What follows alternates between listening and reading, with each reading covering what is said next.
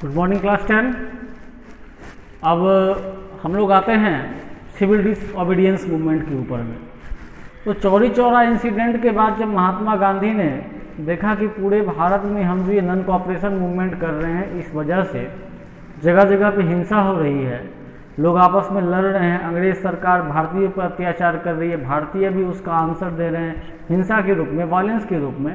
तो महात्मा गांधी ने यह डिसाइड कर लिया कि हमें अब इस आंदोलन को आगे नहीं ले जाना है और उन्होंने नॉन कोऑपरेशन मूवमेंट को स्टॉप कर दिया। उसी समय भारत के कांग्रेस पार्टी के जो कुछ वरिष्ठ नेता थे, जैसे CR दास, मोतीलाल नेहरू, तो ये एक मास लेवल पे जो उस समय पे आप कह सकते हो जो रिवॉल्यूशन हो रहा था, जो मूवमेंट हो रहा था, उससे थक चुके थे। तो according to Government of India Act 1919 के अंतर्गत जो काउंसिल इलेक्शन में इंडियंस को पार्टिसिपेट करने का मौका मिला था, उस एक्ट के अंतर्गत अब इन लोगों का मानना था, ये लोग चाहते थे, CR दास, मोतीलाल नेहरू, कि हम अब काउंसिल इलेक्शन में पार्टिसिपेट करें। लेकिन उसी समय कांग्रेस पार्टी जो थी वो दो तबकों में बढ़ चुकी थी, जिसको आप कह सकते हो, एक था गरम दल, दूसरा था नरम दल। गरम दल जो था उनका मानना था कि हम अंग्रेजों से पूर्ण स्वराज लेकर के रहेंगे, हमें फुल इंडिपेंडेंस चाहिए। जबकि जो नरम दल था उनका मानना था कि नहीं, हम अंग्रेज सरकार के साथ मिल करके, उसके सरकार में रह के, उसके सरकार के साथ काम करके ही अपनी पूर्ण आज़ादी को प्राप्त कर सकते हैं। इसके वजह से CR दास और मोतीलाल नेहरू ने कांग्रेस पार्टी के अंदर ही एक पार्टी बना ली जिसका नाम था स्वराज पार्टी। मतलब कांग्रेस जो था वो दो भागों में बट चुका था।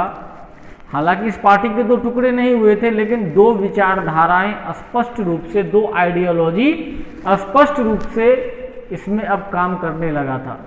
उसी समय ब्रिटिश गवर्नमेंट इंडिया में एक कमीशन भेजता है जिसका काम होता है कि वो इंडिया जाएगा और इंडिया में होने वाले कामों को देखेगा, इंडियंस को क्या प्रॉब्लम्स है उसको देखेगा, कहाँ पे कानून में संशोधन करना है उसको देखेगा।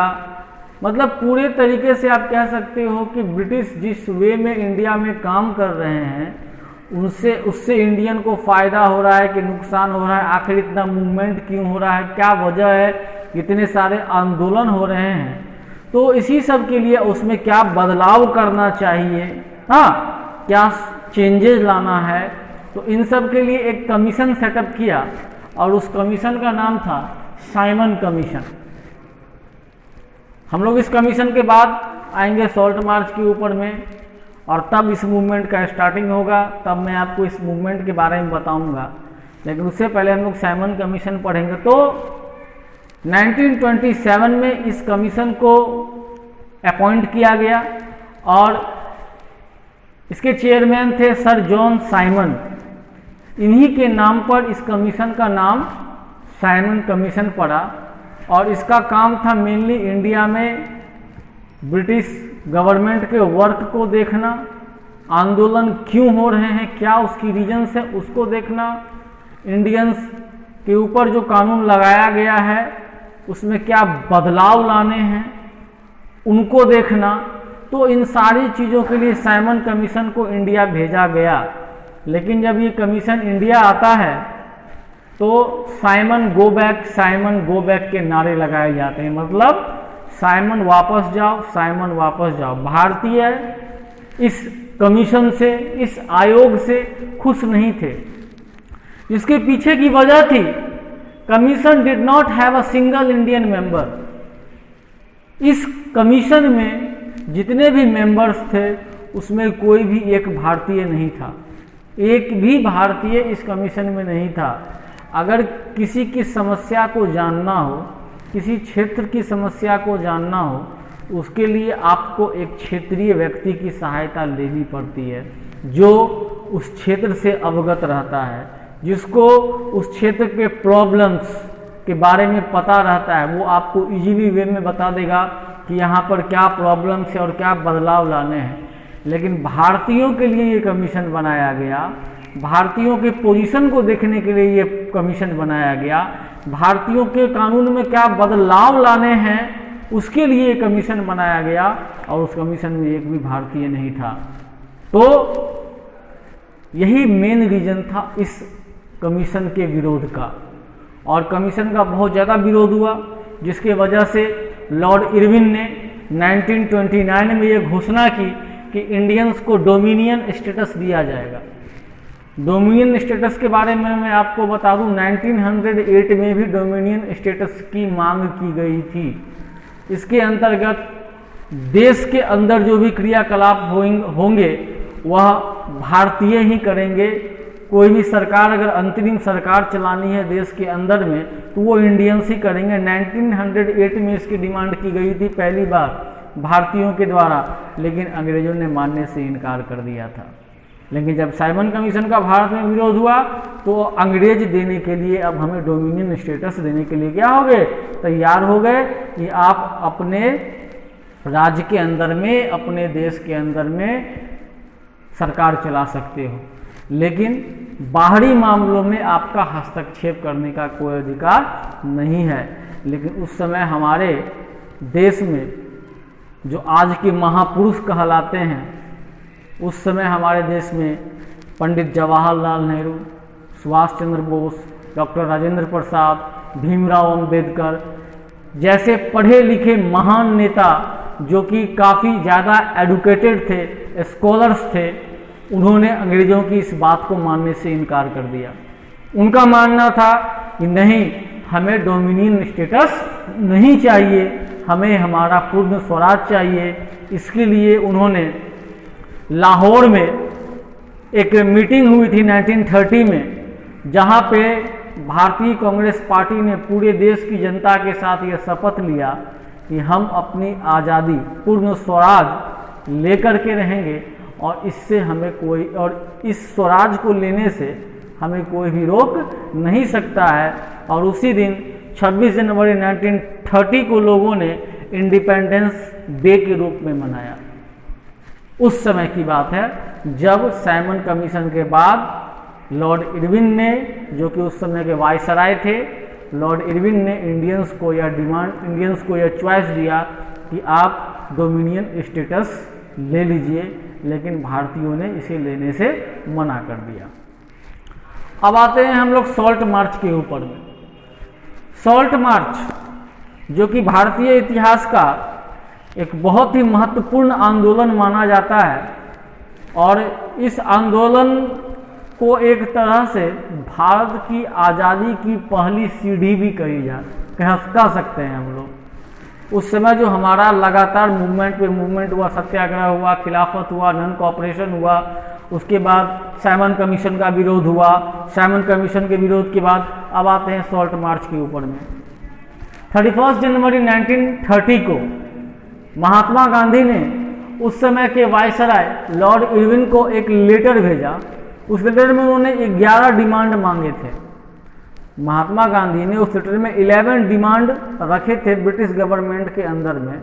वो 11 डिमांड के अंतर्गत भारतीयों के विकास से संबंधित पॉइंट्स थे, जैसे टैक्स में कमी, किसानों की कर्ज माफ़ी, उसके बाद बहुत सारे अंग्रेज़ों ने ऐसे जो नियम इंडियंस पे लगा रखे थे उससे रोकथाम, और सबसे बड़ा चीज़ था सॉल्ट लॉ पर, सॉल्ट के ऊपर जो टैक्स लगा दिया गया था, नमक जो कि भारतीयों के भोजन का एक प्रमुख अंग है। बिना इस एलिमेंट के आपका खाना नहीं बन सकता है, जो कि एक अमीर से लेकर के एक गरीब के लिए सेम होता है। तो उस पर अंग्रेज़ों ने कानून बना दिया था, लगा दिया था कि कोई भी इंडियंस नमक नहीं बना सकता है। अगर कोई भी इंडियन नमक बना करके बेचता है तो वह गैर कानूनी माना जाएगा, और उस पर्टिकुलर आदमी के ऊपर में क्या किया जाएगा, कानूनी कार्रवाई की जाएगी। तो महात्मा गांधी ने 11 डिमांड्स रखे थे, जिसमें एक ये भी था कि नमक के ऊपर से जो लॉ है, कानून है, उसको हटा दिया जाए। और साथ ही साथ उन्होंने अल्टीमेटम भी दिया था। उन्होंने लॉर्ड इरविन को अल्टीमेटम भी दिया था कि अगर आप हमारी बात को नहीं मानेंगे तो मैं अपने फॉलोअर्स के साथ दांडी मार्च करूंगा, दांडी के तट पर जाऊंगा, नमक कानून को तोड़ूंगा और वहीं से सिविल डिसोबीडियंस मूवमेंट की शुरुआत होगी। हुआ वही, अंग्रेज़ों ने, ब्रिटिश गवर्नमेंट ने महात्मा गांधी के डिमांड्स को नहीं माना और जिसके कारण 12 मार्च 1930 को महात्मा गांधी अपने 78 ट्रस्टेड फॉलोअर्स के साथ फेमस दांडी मार्च स्टार्ट करते हैं अपने साबरमती आश्रम से। और धीरे धीरे ये आंदोलन उन्होंने केवल 76 फॉलोअर्स के साथ स्टार्ट किया, लेकिन जब वो 24 दिनों के बाद 6 अप्रैल 1930 को 24 दिनों के बाद जब वो दांडी के तट पर पहुंचते हैं तो वहाँ पर उनके साथ हजारों हजार की संख्या में लोग शामिल थे और वहीं पर महात्मा गांधी कानून, नमक का जो लॉ होता है, सॉल्ट का जो लॉ होता है, उसको तोड़ते हैं। दैट मीन्स नमक बनाते हैं और वहीं से वो सिविल डिसओबीडियंस मूवमेंट की घोषणा करते हैं। सिविल डिसओबीडियंस मूवमेंट, जिसे हम कह सकते हैं सविनय अवज्ञा आंदोलन, इसको हिंदी में कहा जाता है सविनय अवज्ञा आंदोलन। तो महात्मा गांधी नमक बनाते हैं, नमक बनाने के साथ ही नमक का कानून जो सॉल्ट लॉ होता है वो टूटता है और उसी के साथ महात्मा गांधी डिक्लेयर करते हैं ये हमारा स्टार्टिंग हो गया सिविल डिसओबीडियंस मूवमेंट का। तो सिविल डिसओबीडियंस होता क्या है? The refusal to obey certain laws और गवर्नमेंट पॉलिसीज। जब आप सरकार के द्वारा बनाए हुए सिविल लॉज को, जो आम जनता के लिए जो कानून बनाए जाते हैं, उस लॉ को जब आप तोड़ते हो, मतलब मानने से इनकार कर देते हो, गवर्नमेंट की नीति को मानने से इनकार कर देते हो, तो वही सिविल डिसओबीडियंस कहलाता है। और उसी को जब आप एक आंदोलन का रूप दे दोगे तो वह कहलाएगा सिविल डिसओबीडियंस मूवमेंट। इसके बाद पूरे भारत में सिविल डिसओबीडियंस मूवमेंट की गूंज हो जाती है, कानून तोड़े जाते हैं पूरे इंडिया में। जहाँ जहाँ पर इस चीज़ का प्रचार हो चुका था, भारतीय कांग्रेस पार्टी ने पूरे मास लेवल पे इसका प्रचार कर रखा था, तो कानून तोड़े जाते हैं। लोग विदेशी सामानों का बहिष्कार करते हैं, स्पेशली फॉरेन क्लॉथ्स का लोग बहिष्कार करना शुरू कर देते हैं। पब्लिक जो है, गवर्नमेंट को नमक के अलावा भी बहुत सारे टैक्सेस थे, उन सारे टैक्सेस को देना छोड़ देती है, गवर्नमेंट को टैक्स नहीं देती है। जगह जगह पर भारतीय कांग्रेस पार्टी के जो लीडर्स थे उनको अरेस्ट किया जाने लगता है। जवाहरलाल नेहरू, महात्मा गांधी, सुभाष चंद्र बोस, BR अम्बेडकर, डॉक्टर राजेंद्र प्रसाद, सरदार वल्लभ भाई पटेल, इन सबों को अरेस्ट करके ब्रिटिश गवर्नमेंट जेल में बंद कर देती है। उस समय कांग्रेस पार्टी में महात्मा गांधी के एक बहुत बड़े फॉलोअर जिनका नाम था अब्दुल गफ्फार खान, उनको भी अरेस्ट कर लिया जाता है। अब्दुल गफ्फार खान को फ्रंटियर गांधी के रूप में जाना जाता है, सीमांत गांधी के रूप में जाना जाता है और आज भी उनका जो दर्जा है वो महात्मा गांधी के बराबर माना जाता है। कहा जाता है कि ये पूर्ण रूपेण महात्मा गांधी को अपना जीवन समर्पित कर चुके थे, तो इन्हें फ्रंटियर गांधी के रूप में जाना जाता है अब्दुल गफ्फार खान को। लेकिन फिर वही होता है जो नॉन कॉपरेशन मूवमेंट में हुआ। महात्मा गांधी को जब अरेस्ट कर लिया जाता है फाइनली, तो सोलापुर में अंग्रेजों के ऊपर में भीड़ जो होती है वो अटैक कर देती है, जिसके जवाब में पुलिस जो है अब रिवोल्यूशनरीज को लगातार मारने लगती है। जगह जगह पर अब गवर्नमेंट जो थी काफ़ी ब्रूटली पेश आती है, मतलब बहुत ज़्यादा नुकसान होता है, जान का, माल का। नेताओं को काफ़ी ज़्यादा संख्या में अरेस्ट कर लिया जाता है। तो महात्मा गांधी देखते हैं कि फिर वायलेंस बढ़ रहा है और महात्मा गांधी इस सिविल डिसओबीडियंस मूवमेंट को वापस ले लेते हैं। महात्मा गांधी को लंदन बुलाया जाता है राउंड टेबल कॉन्फ्रेंस के लिए और उसमें वादा किया जाता है। उससे पहले महात्मा गांधी बोलते हैं कि हम राउंड टेबल कॉन्फ्रेंस में तभी जाएंगे जब हमारे जो भी कांग्रेस के नेतागण बंद हैं, चाहे जो भी हमारी आम जनता जेल में बंद है, उसको जेल से बाहर निकाल दिया जाएगा, तभी हम इस कॉन्फ्रेंस में भाग लेंगे।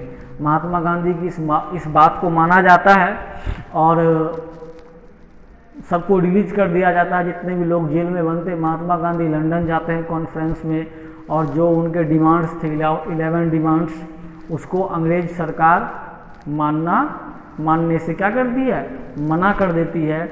और महात्मा गांधी काफ़ी निराश होकर के लंदन से वापस आते हैं, क्योंकि यह एक ऐसा आंदोलन था कि अगर उसी समय इसको वो और कैरी फॉरवर्ड, बहुत सारे इतिहासकारों का मानना है कि उसको अगर Mahatma Gandhi civil disobedience movement को और अगर कैरी फॉरवर्ड करते तो भारत उस समय ही आज़ाद हो जाता।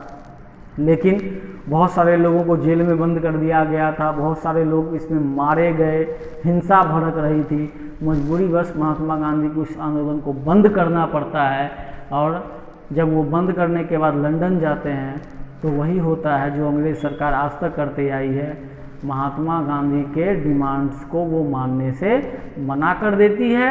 महात्मा गांधी निराश होकर के वहाँ से वापस चले आते हैं। तो जब महात्मा गांधी वापस इंडिया आते हैं तो देखते हैं कि अंग्रेज़ों ने उनसे जो डिमांड किया था कि उनके नेताओं को छोड़ दिया जाएगा, उनको नहीं छोड़ा जाता है। जवाहरलाल नेहरू, अब्दुल गफ्फार खां, बहुत सारे लीडर्स जेल में बंद ही रहते हैं। तो गांधी जी अपने आप को ठगा हुआ महसूस करते हैं और वो वापस से इसको रिलॉन्च करना चाहते हैं, लेकिन जो सफलता उन्हें पहले मिली वो सफलता दोबारा नहीं मिल पाती है, और यह मूवमेंट दोबारा जब वो स्टार्ट करते हैं तो उस रफ्तार से नहीं चल पाता है जिसकी रफ्तार महात्मा गांधी, जिस रफ्तार की आशा महात्मा गांधी कर रहे थे। यह आंदोलन स्पीड अप सेकेंड टाइम में नहीं हो पाता है। इस वजह से महात्मा गांधी इस आंदोलन को पूर्ण रूप से बंद कर देते हैं। अब हम लोग देखेंगे कि कैसे लोगों ने इस आंदोलन को लिया, उनके लिए इस आंदोलन का मतलब क्या था, उन्होंने इस आंदोलन को ज्वाइन क्यों किया। तो इन सब चीज़ों पर हम लोग गौर करेंगे। तो सबसे पहले आते हैं हम लोग रिच पीजेंट्स के ऊपर में, जो बड़े बड़े जमींदार टाइप के किसान थे जिनके पास को बहुत ज़्यादा ज़मीन था, जैसे यूपी के जाट्स, गुजरात के पटीदार्स।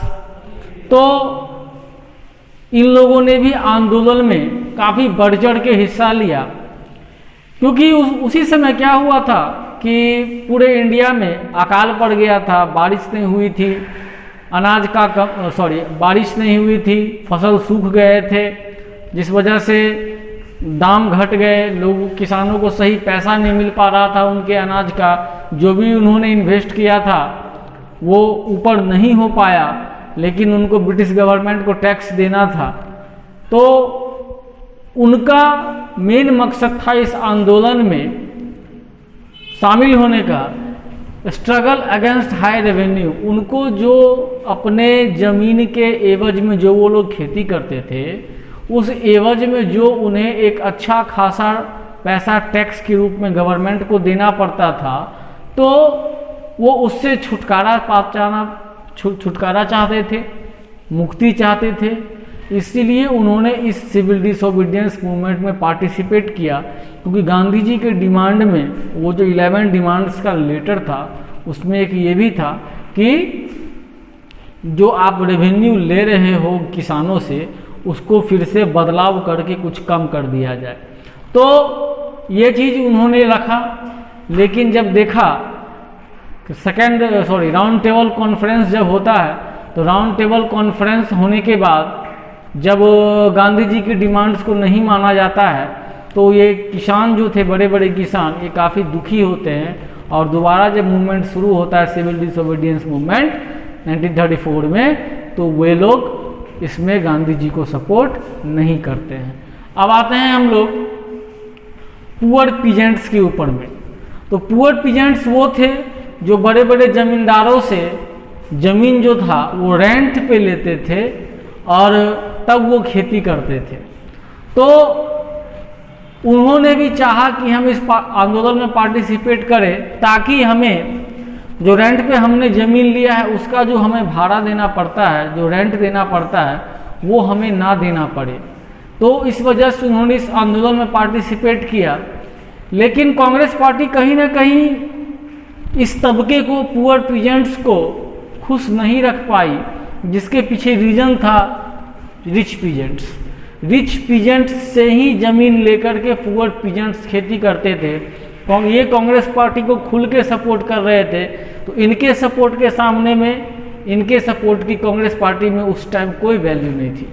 दैट्स वाई इन्होंने खुल करके सिविल डिसोबीडियंस मूवमेंट में सपोर्ट नहीं किया। हाँ, कुछ जगहों पे, कुछ चरणों में जो कहीं पर किसी भी टाइप की सभा हुई, मूवमेंट हुआ, तो उसमें जाके ये लोग पार्टिसिपेट किए, लेकिन क्लियरली ये लोग सिविल डिसोबीडियंस मूवमेंट में सपोर्ट नहीं किए, और कांग्रेस पार्टी इनका सपोर्ट भी नहीं चाहती थी, आप कह सकते हो, क्योंकि इनका सपोर्ट लेने का मतलब था इनके डिमांड्स को आगे रखना, और अगर इनके डिमांड्स को आगे रखा जाता तो ये कांग्रेस पार्टी को सपोर्ट नहीं करते, तो कांग्रेस पार्टी इन्हें नाराज नहीं करना चाहती थी, इसीलिए कांग्रेस पार्टी ने पुअर पीजेंट्स को अपने तरफ लाने के लिए उतना प्रयास भी नहीं किया।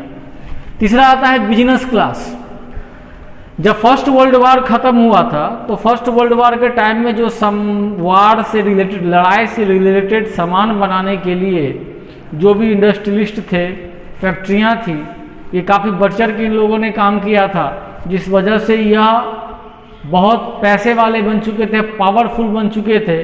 तो उसके बाद इन लोगों ने अपने दो एसोसिएशंस बनाए। पहला था Indian industrial and commercial Congress, जो 1920 में बना। दूसरा था FICCI, फुल फॉर्म है इसका federation of the Indian chamber of commerce and industries, जो 1927 में बना। हालांकि इनके पास, इस क्लास के पास, बिजनेस क्लास के पास पैसे की कोई कमी नहीं थी, पावर की कोई कमी नहीं थी, लेकिन इनका ये पैसा, ये पावर केवल इंडिया तक ही सीमित था। ये चाहते थे कि इनका जो बिजनेस है, इनका जो ट्रेड है, वो इंडिया ही नहीं, वो इंडिया में ही इनको छूट ना मिले, इंडिया के बाहर भी छूट मिले, मतलब ये इंपोर्ट भी करवा सके। हाँ, केवल एक्सपोर्ट में इनका हाथ था, इंपोर्ट में ये विदाउट ब्रिटिश गवर्नमेंट की किसी भी चीज़ का इंपोर्ट नहीं करवा सकते थे।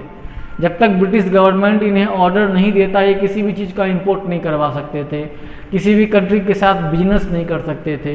तो ये अपने बिजनेस को और एक्सपेंड करना चाहते थे, जिस वजह से इन लोगों ने अपने बिजनेस को आगे बढ़ाने के लिए इस सिविल डिसोबीडियंस मूवमेंट में पुरुषोत्तम दास ठाकुर दास और GD बिरला के नेतृत्व में कांग्रेस पार्टी को सपोर्ट करना ज़्यादा उचित समझा, और इन लोगों ने खुल करके कांग्रेस पार्टी का सिविल डिसोबीडियंस मूवमेंट में सपोर्ट किया। लेकिन जब गांधी जी का राउंड टेबल कॉन्फ्रेंस में मीटिंग फेल हो जाता है, उनके डिमांड्स को नहीं माना जाता है, तो उसके बाद ये लोग भी काफ़ी निराश होते हैं, क्योंकि इनको जो आज़ादी इंडिया में दी गई थी अंग्रेज़ों के द्वारा बिजनेस करने के लिए, वो आज़ादी भी इनसे छीन ली जाती है। इनके सर्कुलेशन को, इनके रेगुलेशंस को और ज़्यादा टाइट कर दिया जाता है। ये अब उस तरीके से बिजनेस नहीं कर पाते हैं जिस तरीके से ये लोग पहले करते थे।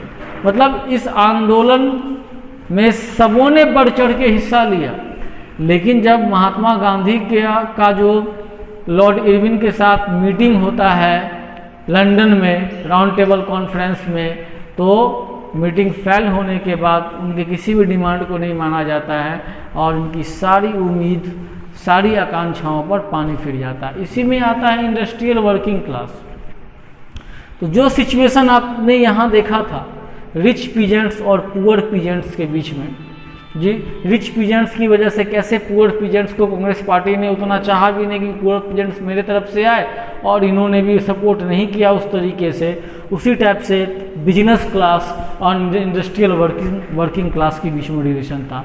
ये भी चाहते थे कि हमारे भी पोजीशन में सुधार हो, हमें भी अच्छा पैसा मिले, हमें भी टैक्स नहीं देना पड़े, हमारे भी वर्किंग आवर्स को घटा दिया जाए, हमें भी सारे फैसिलिटीज़ मिले। लेकिन इनके डिमांड को आगे रखने का मतलब था इनके डिमांड को पीछे रखना या हटा देना, जो कांग्रेस पार्टी नहीं चाहती थी। इसीलिए इन लोगों ने भी सपोर्ट नहीं किया उस टाइप से, और कांग्रेस पार्टी ने वैसी पहल भी नहीं की। लास्ट आता है वुमेन।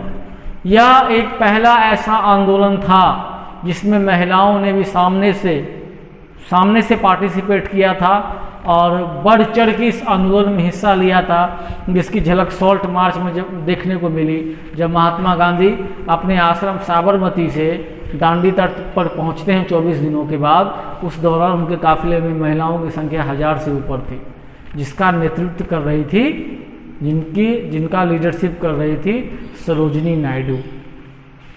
लेकिन महिलाओं का एक और धर्म होता है, वह धर्म होता है अपने परिवार की देखभाल करना, अपने बच्चों की देखभाल करना।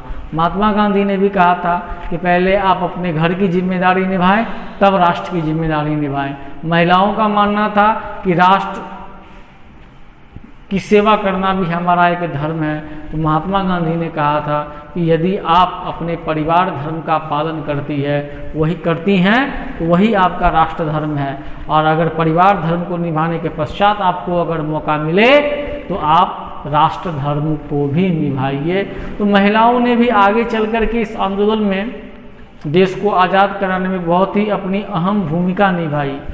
लेकिन हम यहाँ देख रहे हैं कि सिविल डिसोबीडियंस मूवमेंट में जहां एक तबका काफ़ी बढ़ चढ़ के हिस्सा ले रहा है तो दूसरा तबका उतना इंटरेस्टेड नहीं था।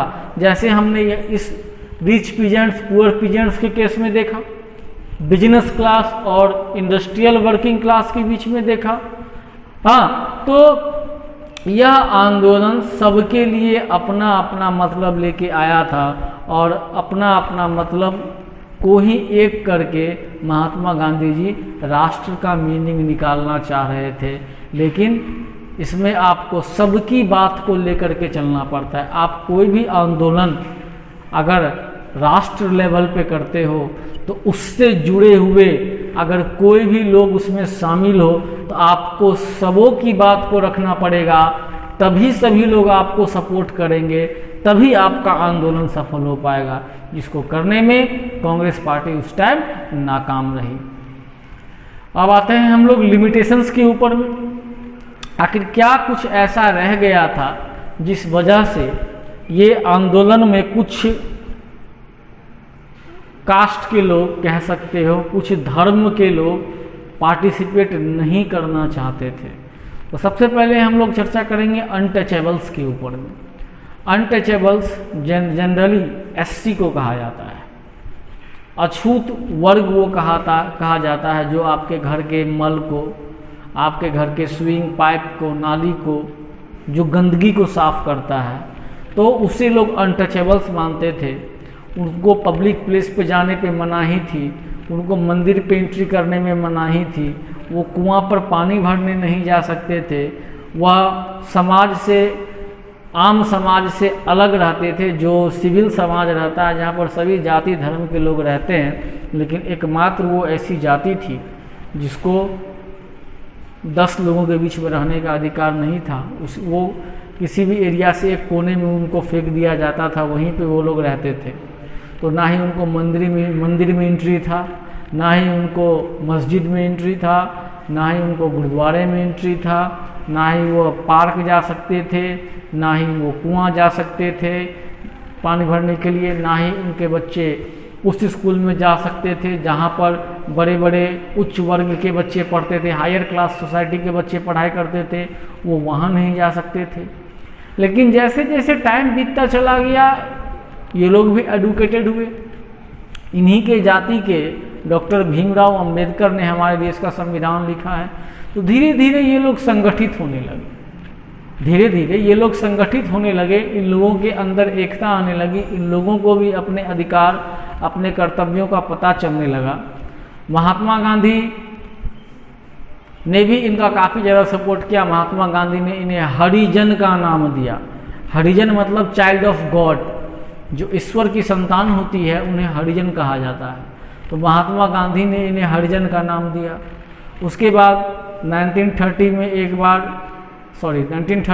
एक बार डॉक्टर भीमराव अंबेडकर ने अंग्रेज गवर्नमेंट से डिमांड किया कि हमें सेपरेट इलेक्टोरेट्स दिए जाए, हमारी जाति के लोगों को इलेक्शंस में कोटा मिले, रिजर्वेशन मिले, जिसको देने के लिए कांग्रेस पार्टी जिसको देने के लिए ब्रिटिश गवर्नमेंट तैयार हो जाती है।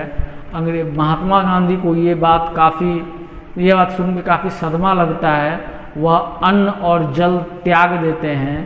हाँ, तो उनका मानना था कि अगर एससी या एसटी को, शेड्यूल्ड कास्ट या शेड्यूल्ड ट्राइब को आरक्षण दे दिया जाएगा तो अगर आरक्षण दे दिया जाएगा तो इससे जीवन में आगे नहीं बढ़ पाएंगे, क्योंकि इनके दिमाग में ये चीज़ आ जाएगा मुझे तो आरक्षण है, मैं किसी भी एरिया में जाऊंगा तो मेरे लिए सीट आरक्षित है और इसीलिए हमको उनके कंपैरिजन में ज़्यादा पढ़ने की आवश्यकता नहीं है। इनके ग्रोथ का जो स्पीड है वो स्पीड क्या हो जाएगा, स्लो हो जाएगा। इस वजह से इन्हें आरक्षण नहीं लेना चाहिए। महात्मा गांधी इसके अगेंस्ट में अन्न जल त्याग देते हैं। तब भी जाके भीमराव अंबेडकर इनकी बात को मानते हैं और तब आता है पूना पैक्ट। तो पूना पैक्ट आने के बाद जो डिप्रेस्ड क्लास था, जिसको बाद में चल के शेड्यूल्ड कास्ट की संज्ञा दी गई, उसे यह गारंटी दी जाती है कि जनरल इलेक्शन में, काउंसिल इलेक्शंस में आपको रिजर्व सीट दिया जाएगा, उस सीट पे दूसरा कोई खड़ा नहीं होगा और आपका भी रिप्रेजेंटेशन गवर्नमेंट में या कांग्रेस पार्टी में रहेगा।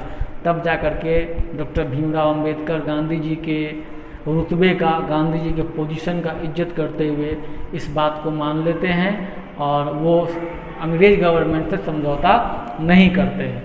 तो पहला लिमिटेशन ये था इसका कि शेड्यूल्ड कास्ट, जो निचली जाति के अनटचेबल्स थे या आदिवासी थे, उन लोगों ने इस आंदोलन को उस रूप में नहीं लिया और कांग्रेस पार्टी भी महात्मा गांधी को छोड़ करके दूसरे लोग नहीं चाहते थे कि ये लोग हमारे पार्टी का एक अंग बने। उसी समय कांग्रेस पार्टी में हिंदू महासभा का गठन हो जाता है।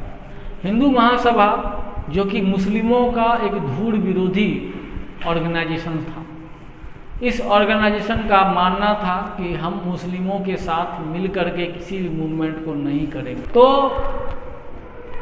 इन लोगों ने चाहा, कांग्रेस पार्टी के कुछ नेताओं ने चाहा कि मुस्लिमों का सपोर्ट हमें सिविल डिसोबीडियंस मूवमेंट में मिले, लेकिन उससे पहले जो नॉन कोऑपरेशन मूवमेंट और खिलाफत मूवमेंट जो एक साथ शुरू हुआ था, जो बाद में चल के चौरी चौरा इंसिडेंट होने के कारण बंद हो गया, तो इस मूवमेंट के फेल्योर होने के बाद मुस्लिम जो थे कांग्रेस पार्टी में अपने आप को अलग थलग महसूस करने लगे कि उनका ये मानना हो गया कि इस पार्टी में हमारा कोई अस्तित्व नहीं है, ये पार्टी हमें कभी भी आगे नहीं ले जाएगी, हमें हमेशा बैक सीट पे रहना होगा।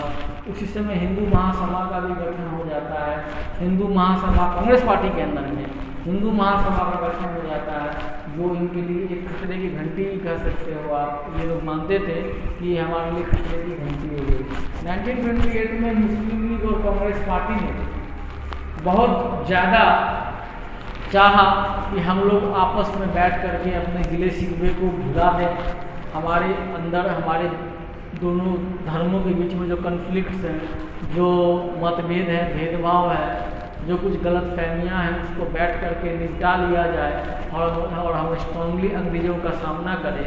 लेकिन उसी समय जब मीटिंग बुलाई जाती है तो हिंदू महासभा के ही एक नेता M.R. जैकर, हिंदू महासभा के ही नेता M.R. जैकर काफ़ी रोषपूर्ण तरीके से, एग्रेसिव वे में इस चीज़ का विरोध करते हैं कि नहीं, हमें मुस्लिम लीग के साथ किसी भी टाइप का समझौता नहीं करना है और मुस्लिमों का सहयोग मिलना है, सिविल डिसोबीडियंस मूवमेंट में बंद हो जाता है। तो ये कुछ ऐसे लिमिटेशंस थे जो सिविल डिसोबीडियंस मूवमेंट इसको पार नहीं कर पाया। वो था पहला था अनटचेबल्स का, दूसरा आ गया मुस्लिमों के साथ हमारा कभी भी बना नहीं। उसके बाद मुस्लिमों का सहयोग हमें सिविल डिसोबीडियंस मूवमेंट में नहीं मिला। छुआछूत वर्ग जिसे माना जाता था उसका सपोर्ट नहीं मिला। आप पुअर पीजेंट्स के बारे में आपने जाना, इंडस्ट्रियल वर्किंग क्लास के बारे में आपने जाना। तो मेनली कह सकते हो लोअर क्लास और मुस्लिमों का सपोर्ट लेने में Congress party civil disobedience movement में असफल रही और यही क्या थे उसके लिमिटेशन। Thank you.